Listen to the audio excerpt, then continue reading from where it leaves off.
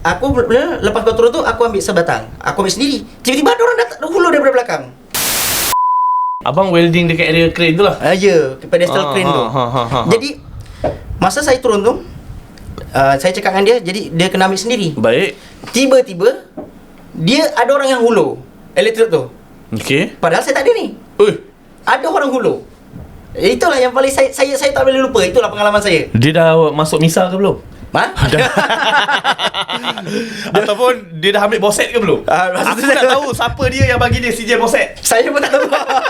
Tapi itulah dia. Memang masa tu Ni waktu malam ni? malam. Serius lah. Awal masa tu serius. Awal lagi. Seram bai. Awal masa tu dalam, kalau tak silap saya,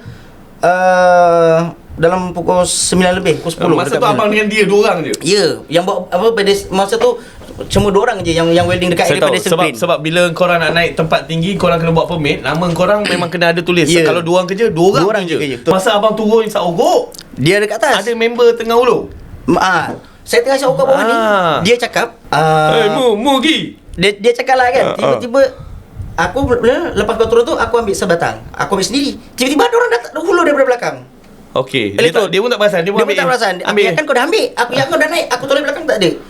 Lepas tu dia yang turun bawah. Okey. Dia turun bawah, dia kata, dia cerita, bukan kau dah naik atas ki? Dia masa aku naik atas. Tu je.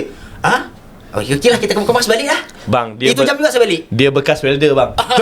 Itu betul. Kita orang turun balik. Besoknya dia cuti seminggu tau. Saya ingat lagi. Dia cuti seminggu.